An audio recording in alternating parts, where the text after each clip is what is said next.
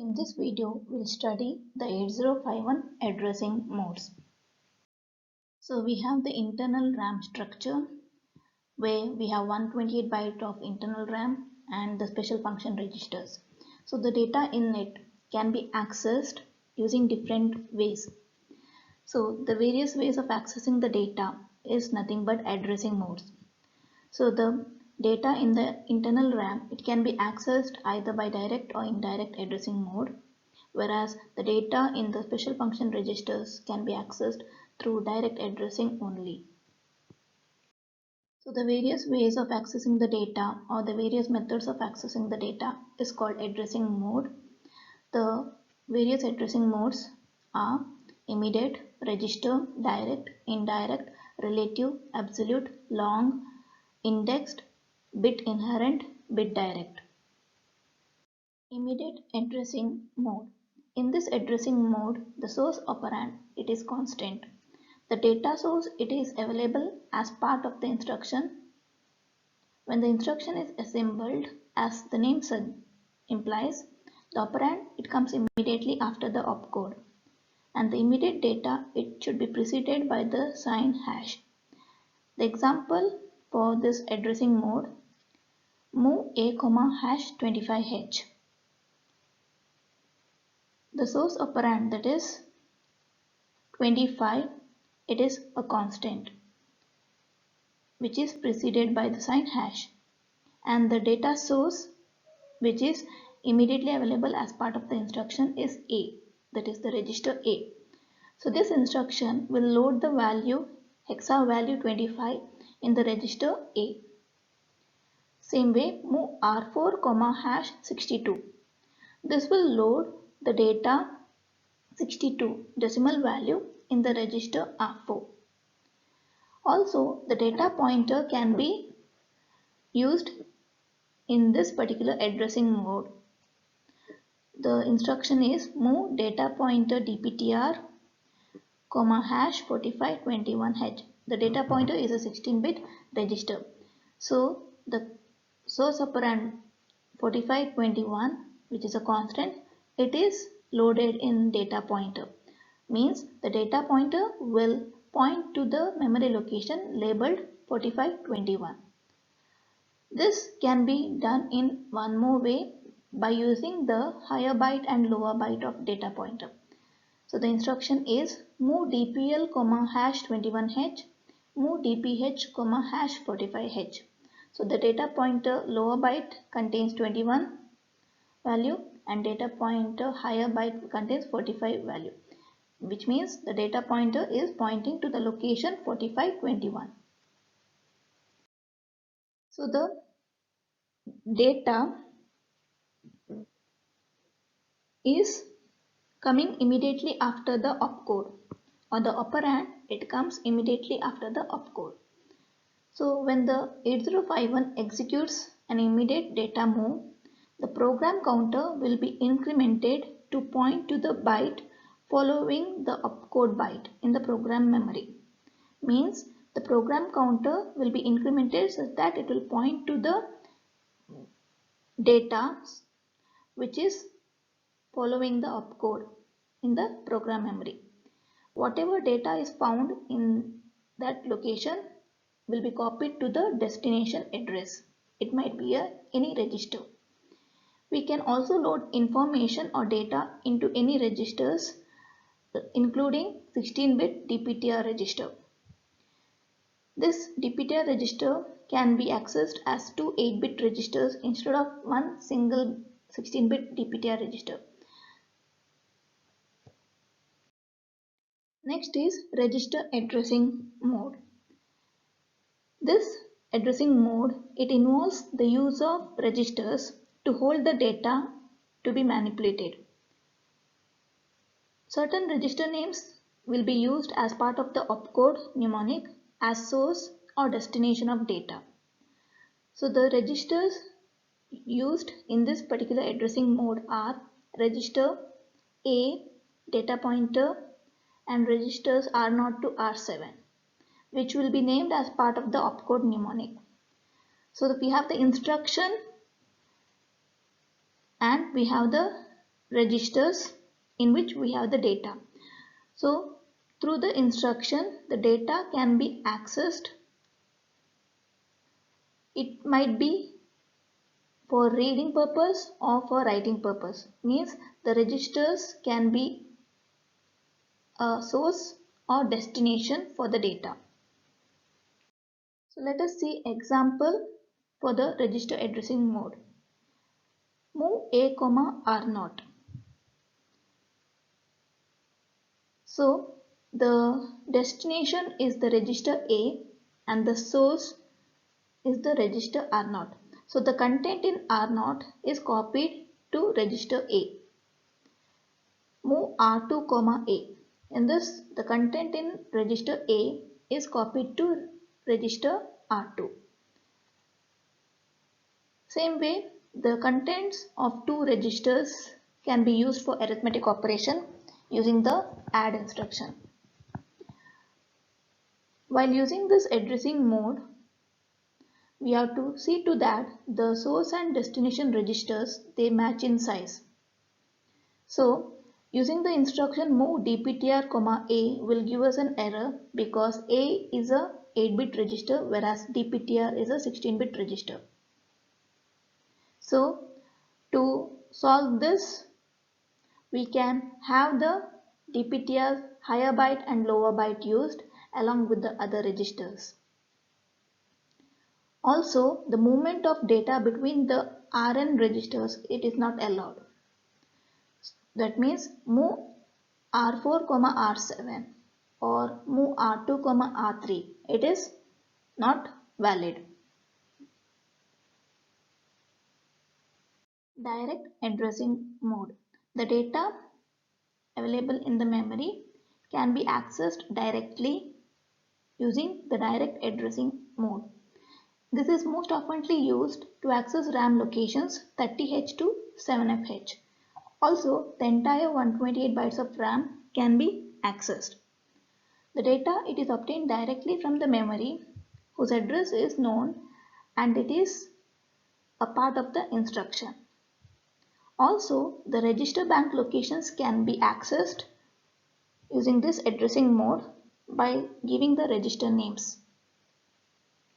The example for this addressing mode, move R0, 40H.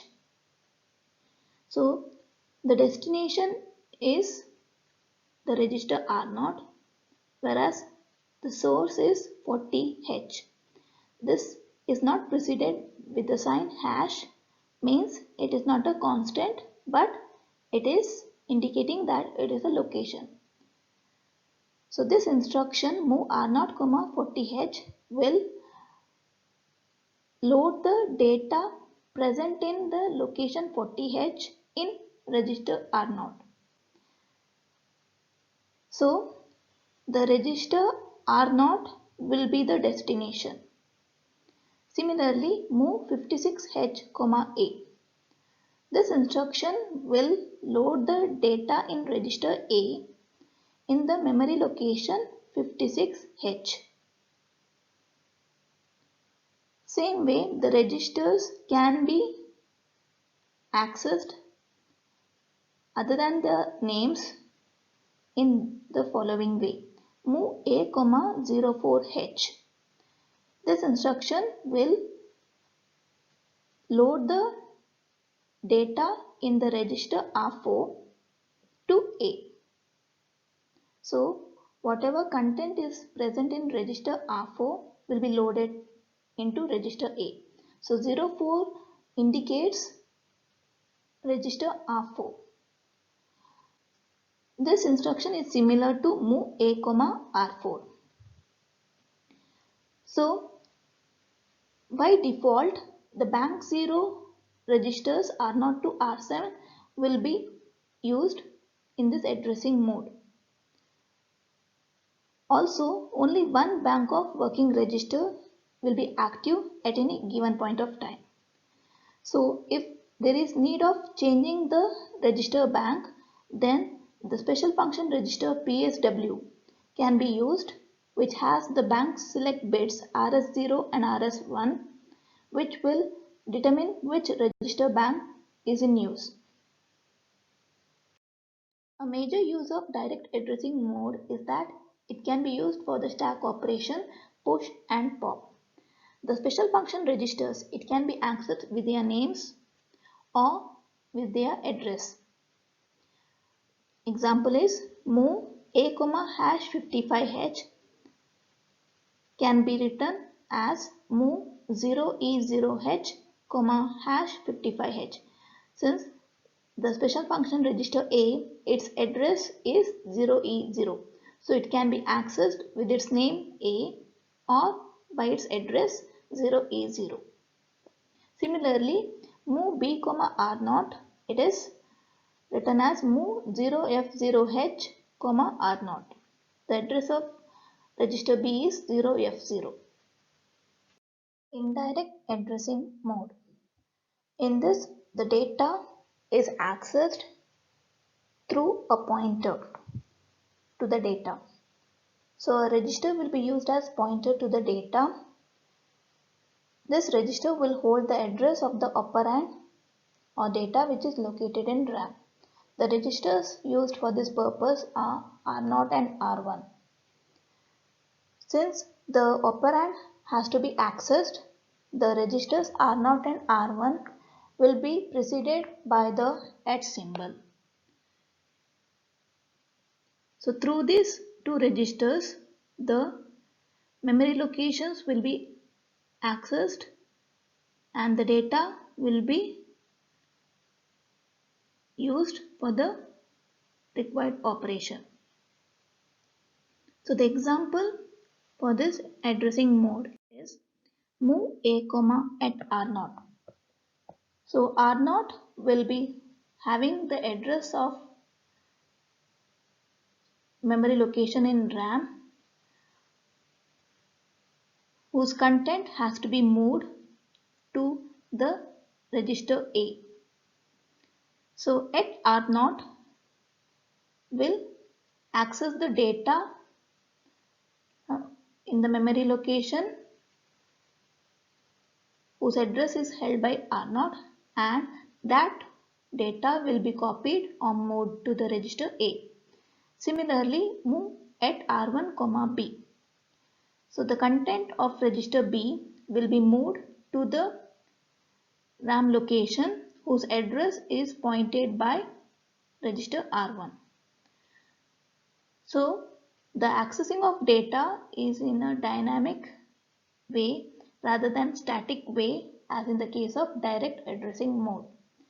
The limitation of this addressing mode is since only registers R0 and R1 are used, the accessing of any information in the RAM is limited.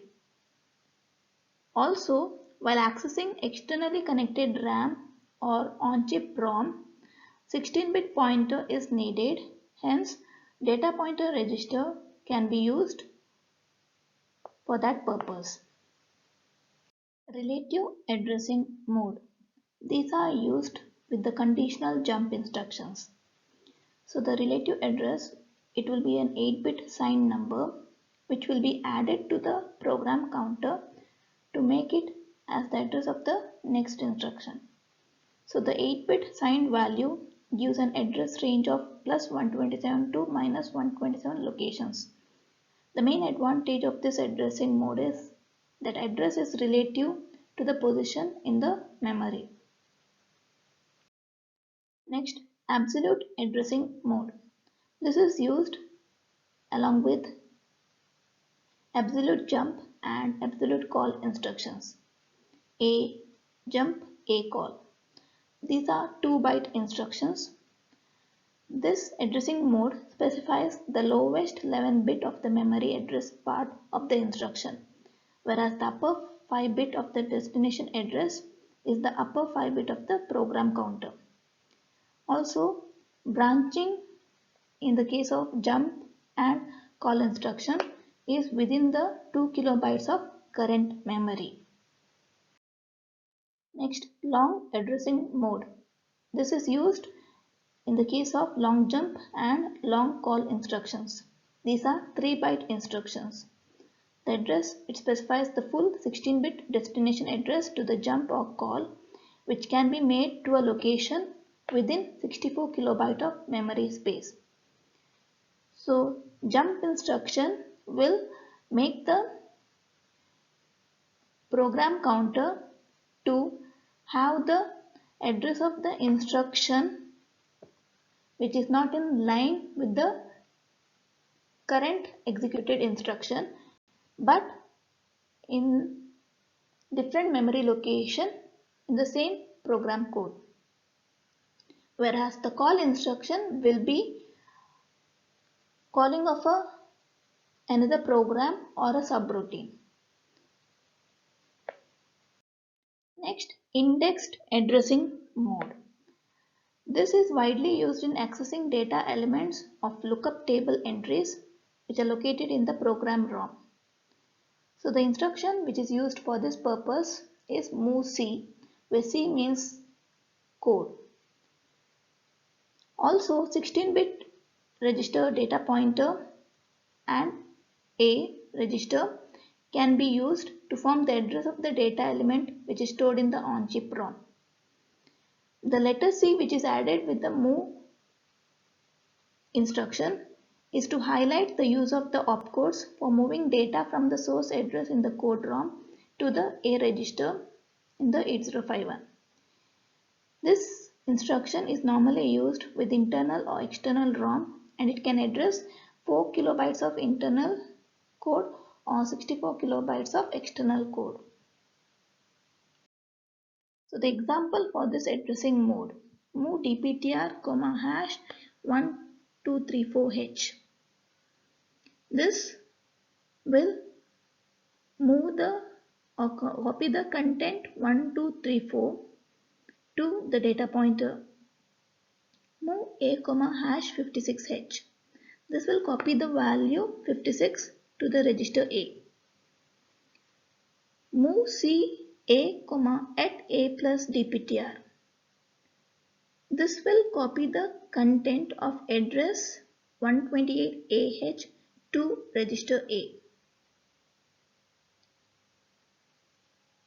So the data pointer has the value 1234 and A has the value 56. Addition of this will give us 128A. So at A plus dptr will fetch the content in the address 128A and copy it to register A. Move C a, at A plus PC. This will copy the content of address 4059H to A if the program counter has the value 4000H and A has the value 58H when the instruction move C a, at A plus PC is executed.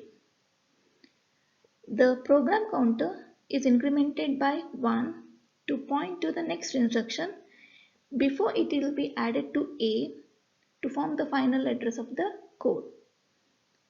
All data is moved from the code memory to the register A. So in many applications, the size of program code will not leave any room to share the 64 kilobyte code space with the data. So the 8051 has another 64 kilobyte of memory space which is kept aside exclusively for the data storage. This data memory space, it is referred as external memory and it will be accessed only using the MOVX instruction. So the 8051 has total of 128 kilobytes of memory space, out of which 64 kilobytes is for code and 64 kilobytes is for data. So the data space, it cannot be shared between code and data. Next is bit inherent addressing mode. The main feature of 8051 is its ability to access the registers, RAM and IO ports in bits instead of bytes. So in this addressing mode, the address of the flag which contains operand is implied in the opcode of the instruction. So the instructions used under this addressing mode are CLR C set B C. So CLR instruction, it sets the specified destination operand to value 0. So CLR C means the carry flag will be set to 0. It will be cleared. So the value will be made 0. Next, set B instruction will set the bit operand to value 1. So this instruction, it can operate on the carry flag or any other directly addressable bit. No other flags will be affected by this instruction. Bit direct addressing mode. In this addressing mode, RAM space 20H to 2FH and other bit addressable registers are addressed. So bit address values, they are between 00H to 7FH. So the example, CLR07H. This instruction will clear the bit 7 of RAM location 20H. Set B 07H. This will set the bit 7 of RAM location 20H. Set B PSW.4. This will set the bit 4 of PSW register, that is RS1 to 1. Thank you.